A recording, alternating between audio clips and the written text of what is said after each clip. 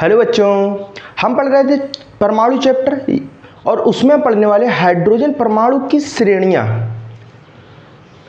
ये जो उत्सर्जन श्रेणियां होती हैं हाइड्रोजन परमाणु की, ये कुछ इस प्रकार होती है कि जिस प्रकार नाभिक होता है हमारा, नाभिक में इलेक्ट्रॉन चक्कर लगाते हैं, ये इस प्रकार की श्रेणियां होती हैं। पर हम इसको डिफाइन किस प्रकार से करते हैं, देखो इन श्रेणियों में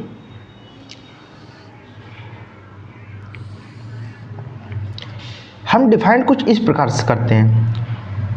ये जो पहली श्रेणी है इसको हम N1 की जगह 1 रखते हैं पहले नंबर की श्रेणी के लिए। ये दूसरे नंबर श्रेणी है N1 = 2। ये तीसरे नंबर श्रेणी है N1 = 3। चौथा N1 = 4, N1 = 5। ये हमारी कुछ 5 श्रेणियां इंटर में होती हैं और अगर उससे ऊपर जाओगे तो 6 भी होती हैं। ठीक है, तो देखो इन श्रेणियों से होता क्या है। वैसे तो हम इस श्रेणी को कुछ इस प्रकार भी बना सकते हैं। ये हमारा नाभिक हो गया और नाभिक का ये जो ऑर्बिट है इसकी श्रेणी पहली हो गई, इसके बाहर वाले ऑर्बिट की श्रेणी दूसरी होगी N1 = 2। इसके बाहर भी एक श्रेणी होगी N = 3। इसके बाहर N1 = 4।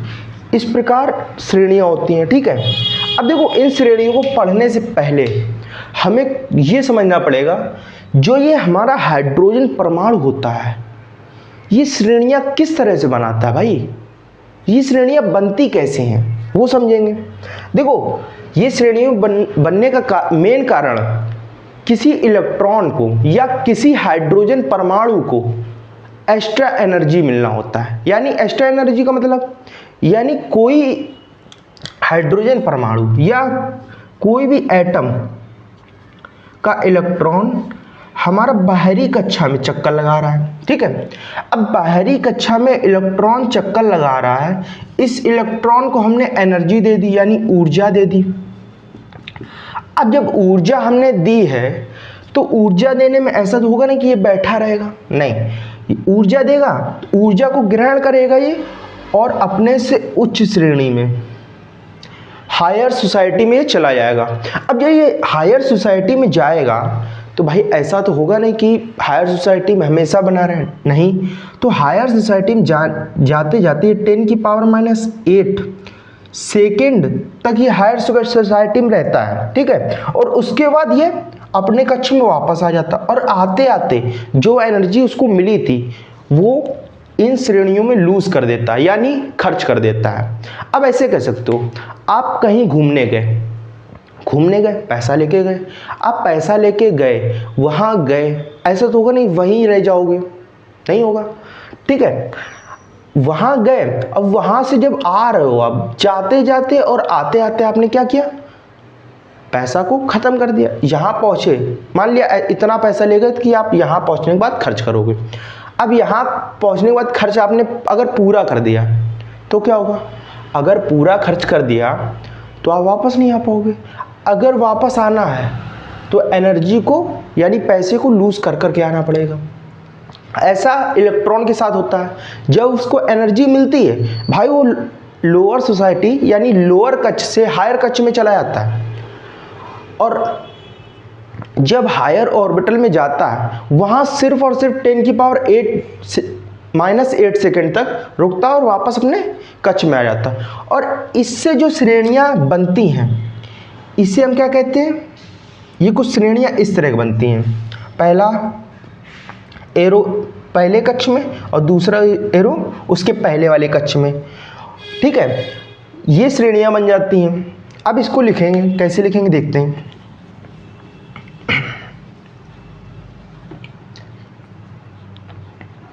इसको हटा लेते हैं, इसको हम लास्ट में समझ लेंगे इसको कैसे बनाएंगे। ठीक है, देखो लिखेंगे हाइड्रोजन परमाणु, हाइड्रोजन परमाणु को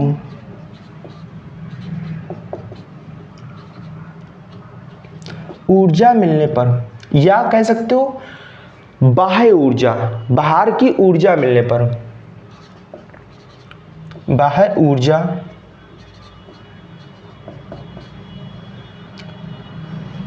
ग्रहण कर, लिख सकते हो। बाह्य ऊर्जा मिलेगी तो ग्रहण करेगा, उसके बाद चला जाएगा। ग्रहण कर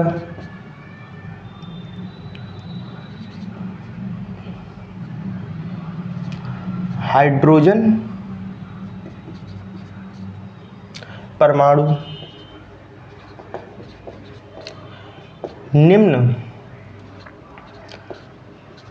ऊर्जा स्तर से उच्च ऊर्जा स्तर में जाकर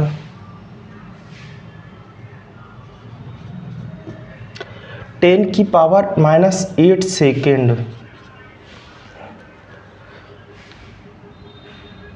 रुकता है, उसके बाद क्या होता है, वह अपने कक्ष में क्या हो जाता है, वापस आ जाता है।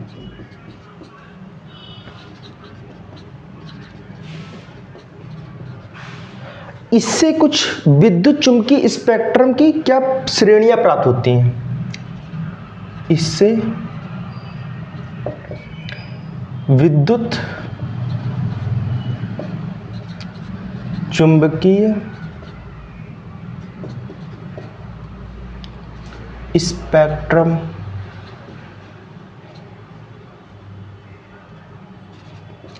की श्रेणियां प्राप्त होती हैं। अब जो श्रेणियां हैं वो हमारी श्रेणियां पढ़ने से पहले एक इक्वेशन देखनी पड़ेगी, जो एनर्जी की इक्वेशन है, यानी टोटल एनर्जी की इक्वेशन है इस फॉर्म में। तो मान लिया पहले कक्ष की ऊर्जा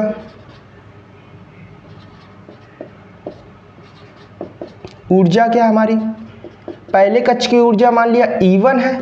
तो इसकी एक इक्वेशन हमने पढ़ी थी पिछले लेक्चर में, क्या पढ़ा था, RSC माइनस का RSC बाई N का स्क्वायर।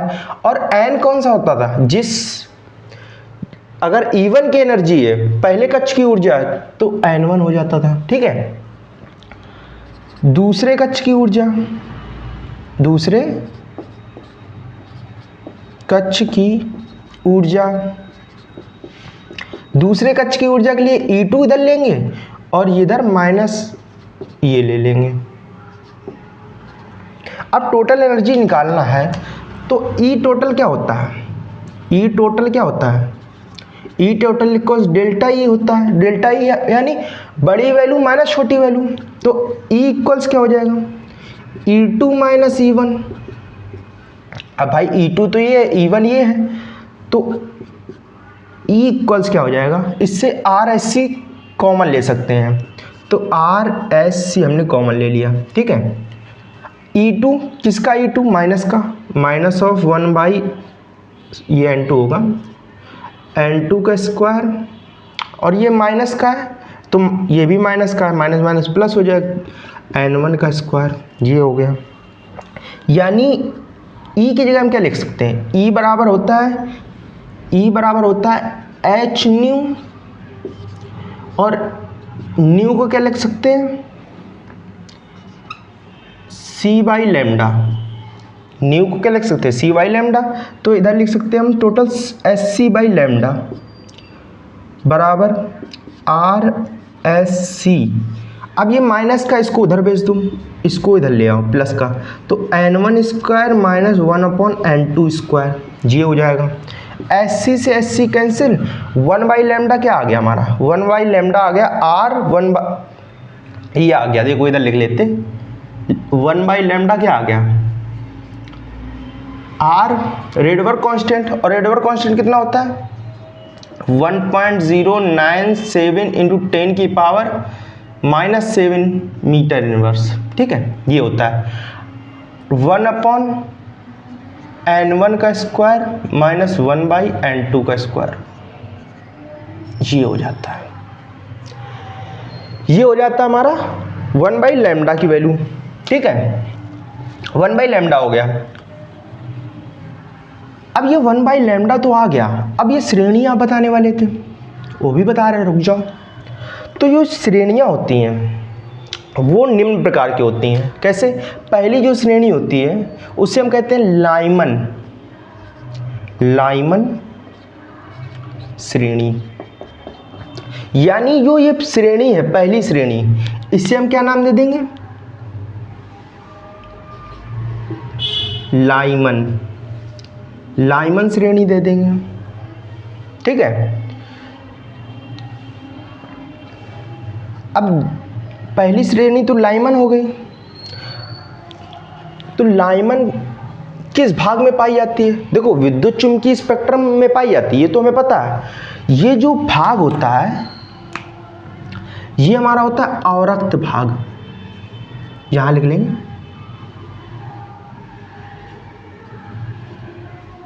अवरक्त, अवरक्त भाग होता है, ठीक है, ये हमारा अवरक्त भाग होता है, इसे कहते हैं लाइमन श्रेणी, N1 श्रेणी को लाइमन श्रेणी कहते हैं, और ये अवरक्त भाग होता है, अवरक्त भाग में पाया जाता है, किसके, विद्युत चुम्बकीय स्पेक्ट्रम के। तो यहां लिखेंगे जब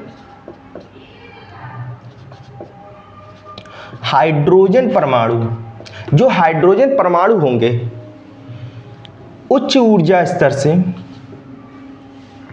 उच्च ऊर्जा स्तर से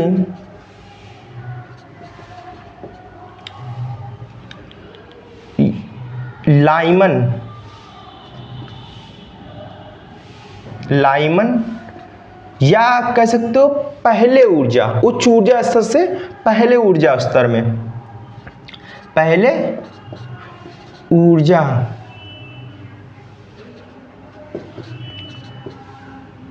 स्तर में आने पर जो श्रेणी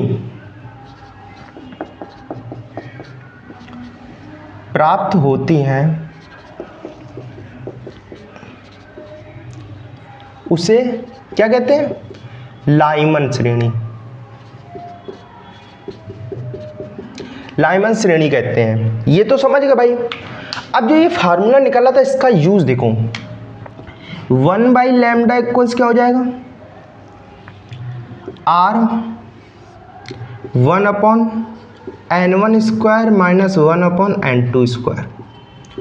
अब देखो लाइमन है तो लाइमन के लिए n1 की वैल्यू क्या रखेंगे, n1 इक्वल्स क्या हो जाएगा, 1 हो जाएगा, और n2 क्या हो जाएगा, n2 हो जाएगा 2 हो सकता है, 3 हो सकता है, 4 हो सकता है, 5 हो सकता है, कुछ भी हो सकता है, ठीक है।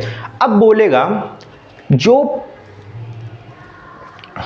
जो ये क्या है, मतलब पांचवें संक्रमण से, पांचवें कक्ष से पहले कक्ष में आ रही है, तो n की जगह क्या रख सकते हैं, n2 जगह क्या रख सकते हैं 5, और n1 किस में आ रही है, पहले कक्ष में, तो n1 की जगह 1। अगर दूसरे कक्ष में आएगी तो दूसरे कक्ष में n2 रख देंगे, ठीक है। तो देखो तो लाइमन श्रेणी में आ रही है तो n1 की जगह 1 रखेंगे और n2 की जगह कुछ भी हो सकता है, जो भी आपसे बोले, दूसरे श्रेणी से आ रही है, तीसरी श्रेणी से आ रही है, चौथी श्रेणी से, तो n2 जगह कुछ भी आप रख सकते हो, जो अगर पूछे, जो बोले।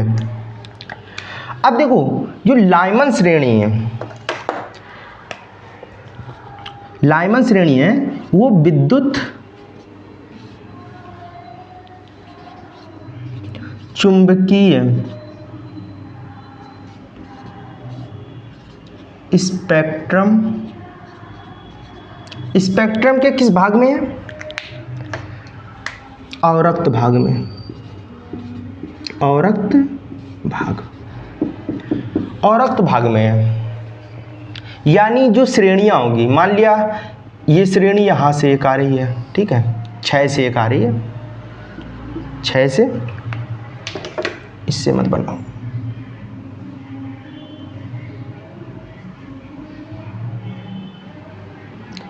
अब मान लिया ये श्रेणी किससे आ रही है, कोई छठवां है, ठीक है, वहां से आ रही, पहले इससे आएगी, ठीक है, फिर किससे आएगी, फिर इससे आएगी, फिर किससे आएगी, सॉरी उल्टा लाना होता है ना, छठवें पे वापस जाना होता है।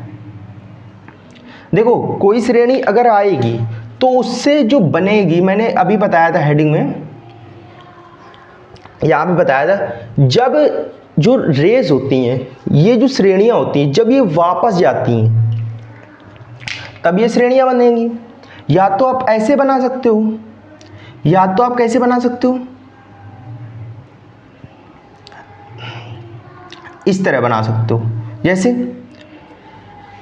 मान लिया जो लास्ट से पहले में आएगी, फिर दूसरे में आएगी, फिर तीसरे में आएगी, ऐसे आएगी। या तो अगर वापस जाते समय देखेंगे तो पहले इसमें आएगी, ठीक है, फिर यहां से वापस होगी, इस वाले में आएगी वापस जाते समय, फिर इस वाले में जाएगी इस वाले में जाएगी वापस जाते समय, फिर इस वाले में, और लास्ट में इस वाले में वापस जाएगी। इस तरह श्रेणियां होती हैं। मान लिया n1 की ये जो श्रेणी होगी इस तरह प्राप्त होगी। अब भाई n2 की श्रेणी किस तरह प्राप्त होगी, यानी दूसरा जो हमारा लाइन होगी n2 की लाइन, उससे हम कहेंगे बामर श्रेणी। ये कौन सी श्रेणी होगी, बामर, ये बामर श्रेणी होगी। और ये हमारी दृश्य भाग में पाई जाती है, ठीक है। अब दूसरा पॉइंट होगा, ये मेट देंगे,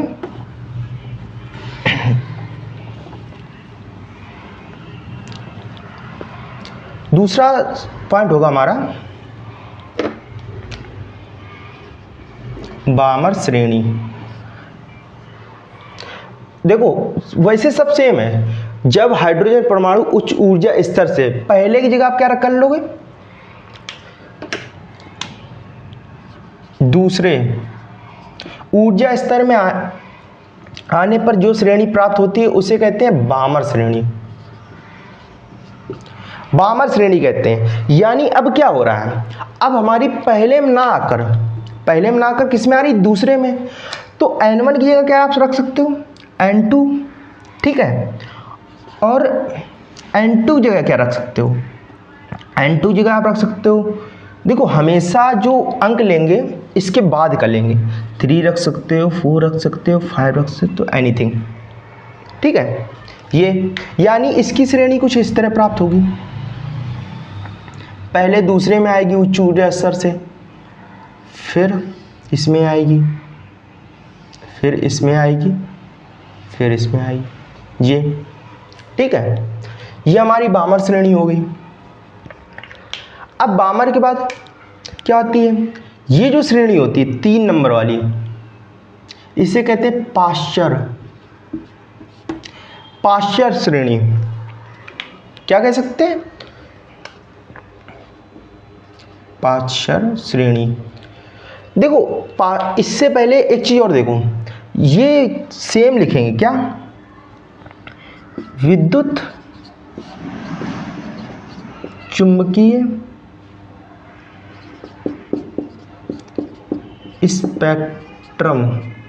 इसका विद्युत चुंबकीय स्पेक्ट्रम कौन सी रेखा में होता है भाई, बामर की दृश्य रेखा में होता है विद्युत चुंबकीय स्पेक्ट्रम। अगर बामर ना हो, पाश्चर, तो इसमें लाइन जो हो जाएगी, ऊर्जा स्तर क्या हो जाएगा, ऊर्जा स्तर हमारा तीसरा हो जाएगा। n1 की वैल्यू कितनी है, 3, तो तीसरे ऊर्जा स्तर में आने पर जो श्रेणी प्राप्त होती है उसे क्या कहते हैं, पाश्चर श्रेणी कहते हैं। यानी तीसरे की बात होगी, पाश्चर श्रेणी। और पाश्चर श्रेणी और उसके ऊपर वाली सारी श्रेणियां हमारी अवरक्त भाग में होती हैं। किसमें? अवरक्त भाग में। यानी इसका जो विद्युत चुम्बकीय स्पेक्ट्रम होगा वो क्या होगा? अवरक्त। और N1 की जगह अगर हो जाएगा N3, और यहाँ से 4 से कहीं भी तक, ठीक है, ये हो गया। ऐसे ही सारी श्रेणियां होती हैं। अब जो आगे की 2 श्रेणियां हैं उसे क्या देंगे नाम? वो हमारी होंगी ब्रैकेट। इसे कहते हैं हम ब्रैकेट श्रेणी। और ये भी हमारी किस भाग में होती है? अवरक्त भाग में। अवरक्त भाग में होती है। इसकी पहले बना लेते हैं, इसकी बना लिया था, इसकी बना लेते हैं। इसमें आएगी, फिर इसमें, फिर इसमें, सॉरी इसमें, ठीक है। अवरक्त में क्या होगा? अवरक्त में इसमें आएगी, फिर इसमें, ये। अब देखो अवरक्त भाग में क्या होगा? अवरक्त श्रेणी। अवरक्त में क्या होगा? अवरक्त हमारे कितने नंबर पे है? 4 नंबर पे, चौथे ऊर्जा स्तर में आने पर जो श्रेणी प्राप्त होती है क्या कहते हैं? अवरक्त श्रेणी। और N1 की जगह क्या हो जाएगी? 4, ठीक है। और ये 5, 6 से अनंत तक। और विद्युत चुम्बकीय स्पेक्ट्रम क्या होगा इसका? ये भी भाई अवरक्त होगा, बताया मैंने अभी।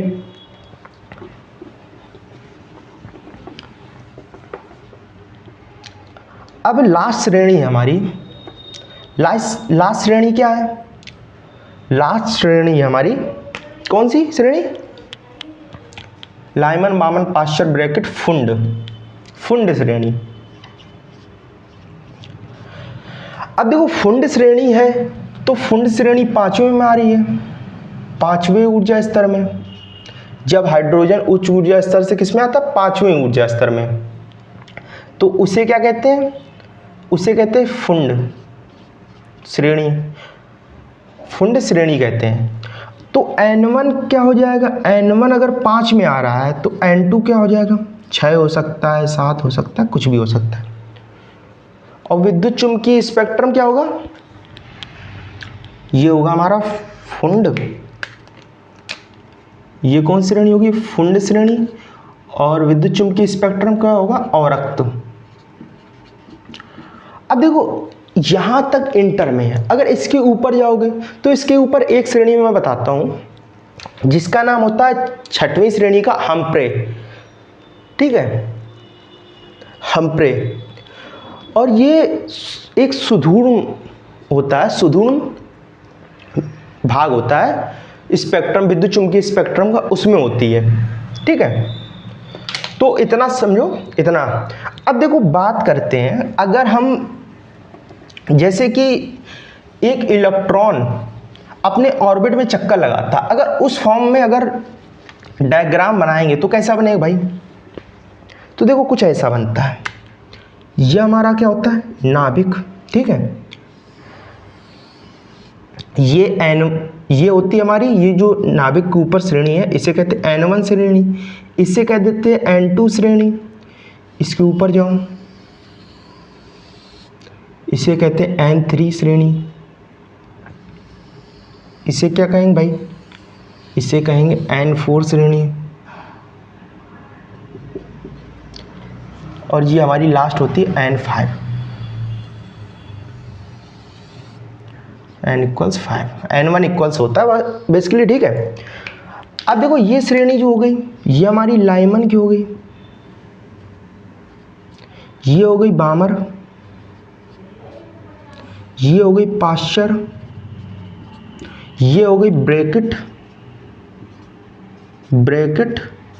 और ये हो गई फुंड, ठीक है। अब इसके ऊपर भी जा सकते हो। अब देखो अगर लास्ट श्रेणी से लाइमन में कोई लाइन आए तो कैसे आएगी, तो ये कुछ इस प्रकार आएगी।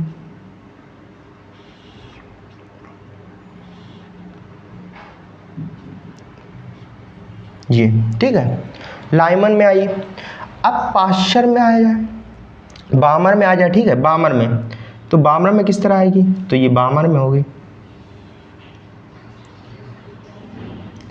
बामर में होगी। इसके ऊपर भी लाइन हो सकती है, ठीक है, तो इसके ऊपर भी लाइन हो सकती है, कोई यहाँ पे है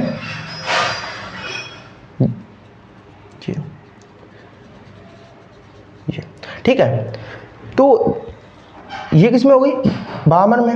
अगर पाश्चर की बात करें तो पाश्चर में कुछ ऐसी लाइन होती है,